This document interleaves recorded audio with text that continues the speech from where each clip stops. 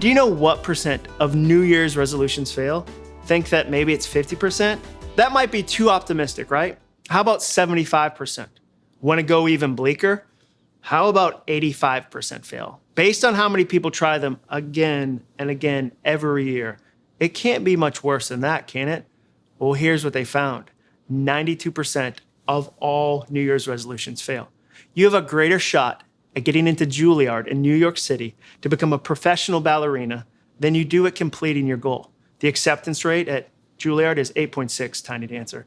Why is that? Why do we start things but not finish them? Well, we've all been there, right? I mean, it took me 3 years to do 6 days of P90X. That is not the optimal schedule they recommend. Some of you right now are nodding along at home because you have a Peloton, I don't know if I said that right, a Peloton gathering dust in the garage. When you bought it, you thought, I am 100% going to ride this fancy bike every day with strangers. And now it's the most expensive place to hang laundry to dry. Maybe you started a diet or a new goal with Young Living, or you bought a camera to take better photos, or swore you'd get your finances in order this year, but then you didn't finish the goal. I started to get really curious about that problem, and so I studied it. Part of the reason our goals fail is that we focus on the wrong part. We over-glamorize the beginning. We say quotes like, well begun is half done, or the hardest part of any journey is the first step. Neither one of those statements makes a lot of sense when you really study goal setting, though. For example, if you ever had surgery and the doctor said, once I've made the first incision, I'm like halfway done with your operation, you'd question their schooling. And the hardest part of any journey is the first step. That isn't even a little true. We have launch parties. We have kickoff celebrations at the beginning. The hardest part is the middle. I've never had a manager at work say, hey, we're at the part of the goal that's the worst. Time for some middle cake. Where do people cheer at marathons? At the start and the finish, the middle is lonely. The bigger issue is that incomplete goals cost you something. Scientists call it the Z effect. You remember incomplete goals more than completed ones. That's the truly damaging things about the goals you don't finish. They hurt your productivity. That feeling you have when it's 3 a.m. and you can't stop thinking about something you didn't get done, that's the Z effect. That's also part of the reason that it's hard to fall asleep if you look at your email right before bed. You're unknowingly reviewing all the things you didn't complete. Goals you don't finish don't disappear. They become ghosts that haunt you. The problem is that a goal is never just a goal. It's a promise that you make to your family, to your team, and ultimately yourself. It's a contract. And if you break that contract enough times, it becomes part of what you believe about yourself. The longer you break old promises, the harder it is to sit down and make some new ones. So I hired a researcher from the University of Memphis named Mike Peasley, PhD. He and I studied nearly 900 people for 6 months while they worked on goals so that we could figure out what it really takes to finish. We wanted to answer a question for entrepreneurs like you. Can you transform from a chronic starter into a consistent finisher? Now, I've got some great news for you. Finishing isn't something you're born with. It's not something that come naturally. You can learn it. And when you do, you discover something amazing. Starting is fun, but the future belongs to finishers. That's really what we're going to talk about, building the future you want. In order to do that, we're going to learn the 4 components every successful goal requires: results, actions, time, and motivations. Those are the building blocks that will give you long-term success with Young Living for years to come. In this first session, we're going to look at the results. Today, I'm going to teach you how to do 4 things. 1, build the results you want before you've even started. Number 2, win the way you've won before with self-awareness. Number 3, figure out where your business fits. And number 4, make progress by measuring it. Throughout our time together, we're going to be referencing the Rise book and the 90-day IPA calendar. They're available to download if you follow the links in the material you've been given. Now, if you want to get the absolute most out of this training, I encourage you to print out both or have them pulled up on your screen. Fill out the corresponding exercises as we talk about them. If that feels like a lot of work, you're right, it is. But great goals always take great work. And you're not watching this training because you want ordinary results. You want extraordinary results. So let's get ready to work. Let's jump right in. Have you ever run a race before? Maybe a 5K or a half marathon? If you haven't, do you know what one of the most important things is? Knowing where to go. Can you imagine how impossible a race would be if no one planned the course before it started? Can you imagine how difficult finishing would be if the organizers said, hey, just start running as fast as you can. We didn't put any signs up and the finish line is actually unmarked, but hopefully you'll be able to figure things out. We'd laugh at a race like that, but unfortunately, that's what a lot of people do when it comes to their goals. They don't spend enough time up front figuring out the results they want, and instead just start hustling as hard as they can in a million different directions. Now, when you do that, you don't really make any progress, you get discouraged, and you end up quitting. That's why in our first lesson, we're going to focus on building the results we want before we take another step forward. If you want great results, you need to do 3 things. Number 1, make your results personal. One of the saddest conversations I ever have is when I talk to college seniors who chased someone else's dream. When I speak at colleges, they'll come up to my book signing table after my talk and tell me, Jon, my mom told me I'd be a good lawyer. So I spent years and years preparing for law school, and I realized I don't really want to go. Their mom wanted to be a lawyer, but the student never did, and now they've invested hundreds of thousands of dollars and years down a path they didn't want to even travel. You can't spend your one precious life chasing someone else's goal. Your results have to be personal to you. Good results are always individual to you. This is akin to author Simon Sinek's Why. It's your mission, your adventure, your journey. To make sure it's personal, go to page 7 in the Rise book. There's a brilliant, simple exercise that will help you dig below the surface of your goal to really find out how to make the results personal. Take your time with this one. Often the real reason we want to achieve something is a few layers deep. In addition to the exercise in the Rise book, try out a few because statements. A because statement is when you take your result and then write because after it and put down your reason. For example, I want to hit executive because adding extra money to pay off my car loans would mean the world to me. Or I want to hit executive because deep down, I've always believed I could be a business owner and I want to prove to myself that I was right. The second thing you need to do is make your results inspiring. When it comes to picking results, I like to use the Goldilocks method. I don't want them to be too big. I don't want them to be too small. I want them to be just right. How do you figure that out? Well, think about a straight line. On one end of the line, it says easy. On the other end of the line, it says overwhelming. In the middle, it says inspiring. Can you guess where you need to land? If your goal is too easy, you'll get bored of it. You won't grow and you'll give up. If your goal is too overwhelming, you'll get frustrated and quit in the face of such insurmountable odds. That was one of the most surprising things about the research we did for my book Finish. We discovered that the majority of people overestimated the results they could achieve at the start of a goal and came up with results that were far too big. We need inspiring results. To jump back to our running analogy, it reminds me of when I meet people who say, I'm going to start running. I'll respond, that's great. I love to run too. But then they'll tell me, yeah, I've never run before. I think I'm going to do a marathon. And I'll say, whoa, have you ever thought about a 10K or a 5K or even just a K? Get a tiny little medal. And they go, nope. I heard an Eminem song. I'm all inspired. I'm going to do the Ironman this weekend. I'm going to Kona, going to get a carbon fiber bike, wear tight clothing. So much information. That's not sustainable though, and they inevitably give up. I don't want that to be you. As you think about your results, make sure you pick something that is inspiring enough that it stretches you beyond your current comfort zone, but it's not so overwhelming that it cripples you before you even begin. If you need help with this one, ask a close friend. It's amazing what a friend who loves us can tell us about what would really be inspiring to us. The third and final thing you need to do is make your results specific. In general goals fail.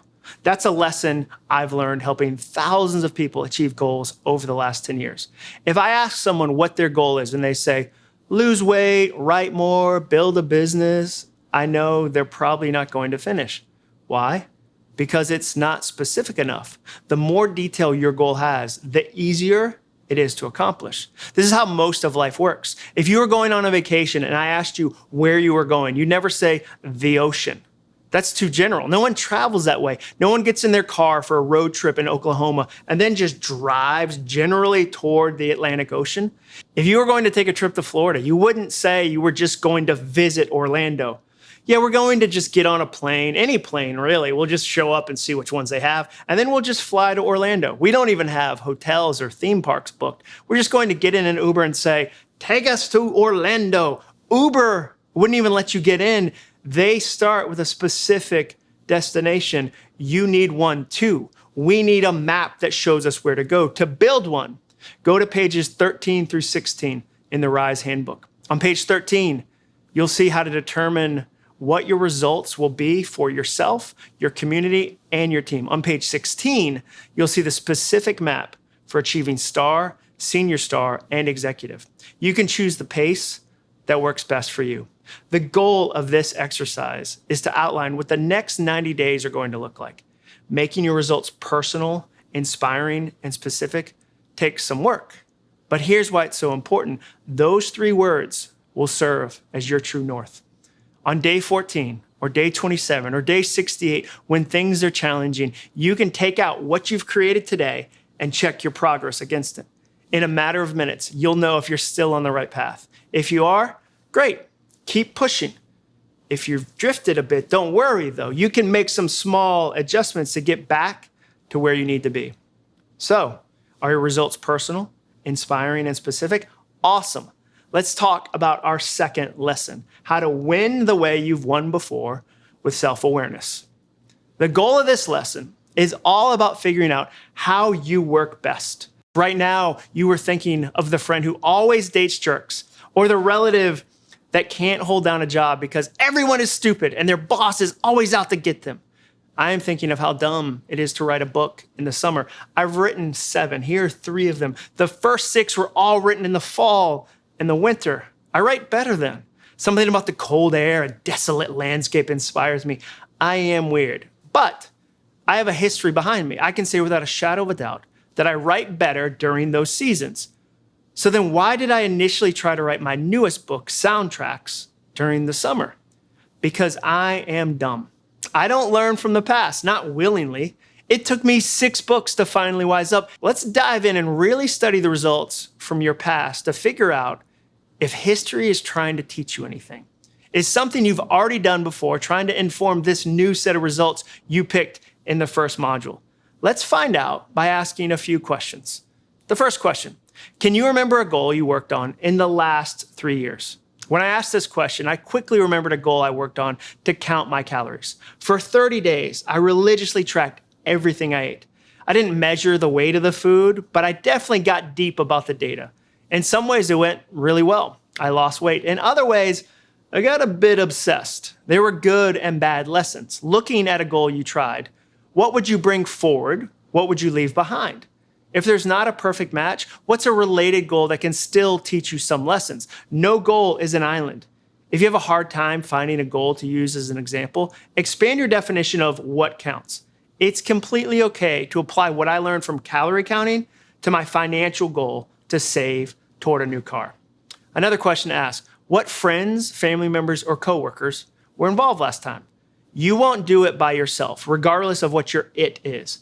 Counting calories required some input and support from my wife, Jenny, for instance. As the chief dinner maker, I needed her on board to a certain degree. The last time you worked on a goal, who helped you? Pages 11 through 12 in the RISE book will really help with this exercise. The people who contributed to your last goal might just be the same people who can help you with the next one. Another question, how long did it take? The answer isn't a while. You might not have an exact amount of time because you didn't measure it, but do your best to come up with an honest answer. Fake calendars make accomplishing real goals difficult. Another question, what role did money play in your goal? Money is a funny thing when it comes to goals because it's often used as an excuse not to do the work. We say things like, I just don't have enough money. I don't have enough resources to do that goal. Sometimes that's true, but often it's just a hiding place. Eventually, though, most goals do require some financing. The last time you really worked on a goal, what did it cost you? Another question, were there boundaries to the goal? Floaty goals fail. Goals without boundaries and borders tend to lazily meander across the landscape like the nothing in the never-ending story. The last time you did a goal, did you use boundaries like a deadline or personal accountability? Another question, were there consequences if you didn't finish it? A consequence is the ultimate form of a boundary. For your last goal, were there any consequences? Did they help? Did they add negative or positive pressure to the situation for you? Did you give yourself any sort of reward if the goal was finished? It's amazing how powerful a little bit of reward can be when applied the right way. Was that part of your last goal? Did something like that move you forward in any way? If you quit the goal, why did that happen? There can be a million possible answers to this question. Life gets too busy, we lose our motivation, we find the allure of queso far too tempting, etc. Looking back, what was the reason you quit? If you finished though, why didn't you quit? We danced around this question a little during the list, but basically what we're asking is, why did it work? If 92% of all goals fail, why didn't this one fail? What about this goal or process allowed you to do something most people can't? Which part was the most frustrating? As you survey the different stages or actions you had to take, which part made you use the most words you shouldn't repeat around small children or impressionable puppies? Which part felt like an emotional version of stubbing your big toe? Which part drove you crazy? If you could do one thing differently, what would it be? With some goals, we want to change everything all at once, and I understand that, but if you only had one token to play, one turn left in the game, what would be the thing you focused on? For my 30-day calorie counting goal, I would come up with a few other meals. I just got really bored of having the same thing for lunch every single day. A week or two is fine, but 30 days in a row was a bit much. The goal of asking all these questions and gathering as much information as possible is to give you the greatest shot at success. Think through your answers and then review the results you picked. Do you need to edit the results? Is there something you learned from the last goal that can help you with this one? I don't know what your exact results are, but I know that we're all trying to do the same thing, build a sustainable, growing business. We're trying to take a side hustle and see just how fun it can really be. To achieve that, we need to jump into the 3 ways to figure out where your business fits. Where does your business fit? Now, business would be easy if you were the only one in your category. Wouldn't that be amazing? You'd be the only option in town, and when people needed essential oils, they'd naturally come to you. But that's not the world we live in, is it? Whether we like it or not, we're all in a global economy. You might not think you're competing with someone in Budapest, but I assure you, you are. This hit me one time when I was at Walmart with my oldest daughter. She was 10 at the time, and we were thinking about getting a new video game.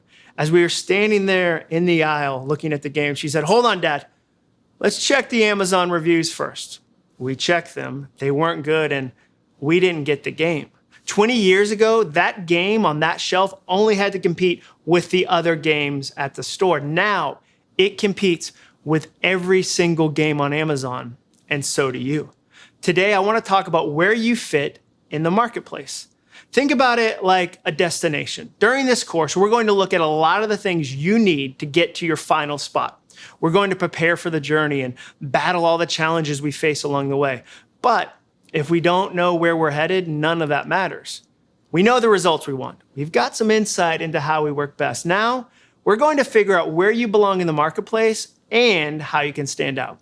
I want you to do 3 things. The first is go to the shelves. The second, figure out what's unique about you. The third is own your 3 words. Let's talk about that first one. When I wrote my first book, I didn't know where I fit. If you ever feel like there are too many people doing what you want, try to write a book. There are more books published now than there have ever been in the history of books because of self-publishing. It's a crazy market, and if you don't stand out, you're in trouble. The first thing I did was go to as many bookstores as possible and study the shelves. I spent hours walking up and down reviewing each title. I wanted to get a sense of the landscape before I launched my book. One of the best things about this exercise is that it'll show you there aren't as many exact competitors as you think. Alone at home, doubt will tell you other people have already done the same thing you want to do. You might worry, we don't need another essential oils person. I'm too late to the conversation. Too many people already do it, but the shelves will tell you the truth. So Where are your shelves? The easiest answer is online. The fastest way to get an even better sense of your results and how to get them is to do a quick study of the people who have already built what you're trying to build. I want you right now to make a list of the 3 people who are further ahead than you are in your young living journey. Who's ahead of you? When we're done here today, I want you to study their websites, Instagram pages, or Facebook accounts for a few minutes. Find one thing you can learn from each person. Now, don't get stuck in comparison. We're not comparing right now. We're just studying. The second thing I want you to do is figure out what's unique about you. You've seen the landscape a little bit. Now it's time to figure out what unique skills, passions, and interests you bring to the field. What's the part of you that is going to most naturally stand out now that you've seen the playing field? Let's ask that question a different way. What's something you enjoy doing that it seems like other people aren't doing? For example, when I studied my shelves, I realized that very few people were being funny. Humor in the category I was studying, which is business leadership, just wasn't present. I like being funny, and I saw an opening. If you have a hard time with this one, I dare you to ask a friend. Sometimes we can't see the things that make us truly unique. Throughout this course, I'm going to challenge you to connect with other people who will help you along the way. Take a friend out to coffee and ask them, what do you think is unique about me? What do you think is unique about my business? And they are going to say things like, you put so many delightful details into the packages you send people. They feel so personal.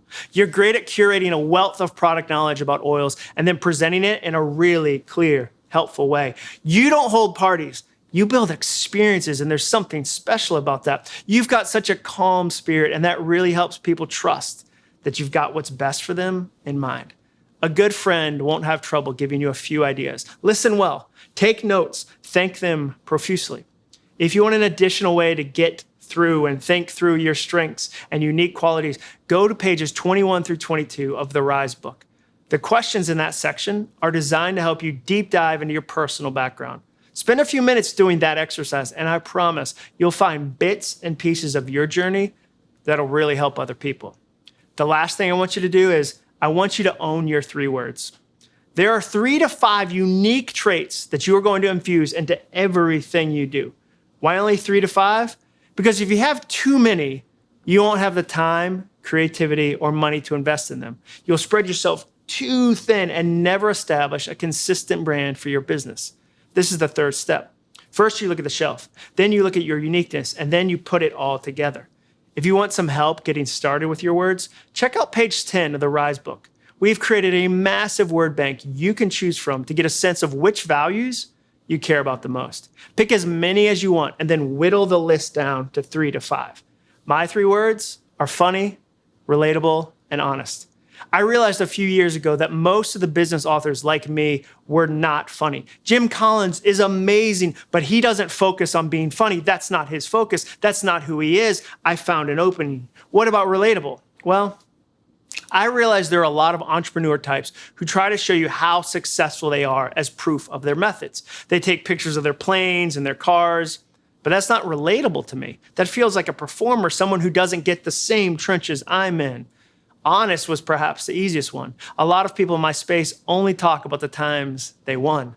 They don't talk about real mistakes, and they certainly don't talk about fresh mistakes. They only talk about missteps from the past. That's not me. I like to be more vulnerable than that. I like to be funny, relatable, and honest. What are your 3 words? Maybe one is personal. Perhaps when you studied your shelf, you realized that every competitor is focused on efficiency, and that's fine, but sometimes it comes at the cost of a personal touch. It's impossible to interact with a real person on your competitor's website, and you're a people person, which is a unique skill, so it makes sense that you'd go in that other direction. Knowing where your business fits will give you an additional way to make sure you've picked the best results for your goal. Now that you've got a sense of that, it's time to decide how you'll measure your results over the next 90 days.